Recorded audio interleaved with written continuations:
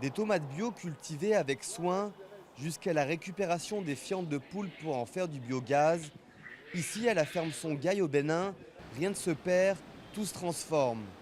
Créée il y a 30 ans par Godfrey Nzamujo, un prêtre américain d'origine nigériane, cette ferme est devenue un véritable modèle.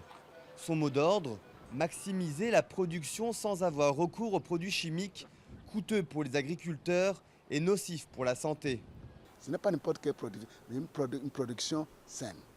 Une production qui assure la bonne santé pour les producteurs et pour le consommateur et pour le sol.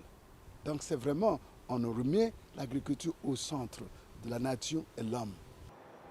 Au départ, juste un lopin de terre, l'exploitation s'étale désormais sur 24 hectares.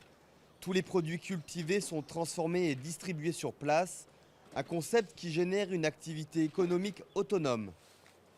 On a réparé cette image de l'Afrique, l'Afrique qui tend la main, l'Afrique qui reste vraiment victime de ça. Mais quand vous regardez les jeunes aujourd'hui, vous voyez les gens vraiment debout, les gens qui sont prêts à attaquer, qui sont prêts vraiment à prendre en main l'avenir.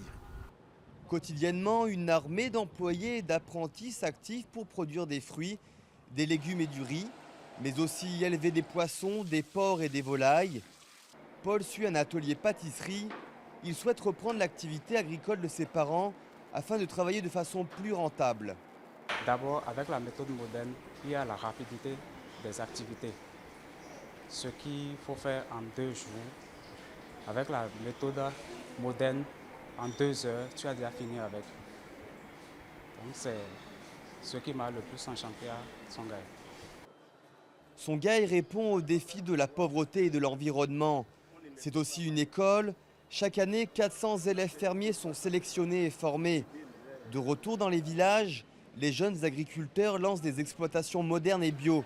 Le concept a aussi réussi à essaimer hors des frontières du Bénin, avec l'ouverture de centres au Nigeria, au Sierra Leone et au Libéria, et des projets dans 13 autres pays d'Afrique de l'Ouest et centrale.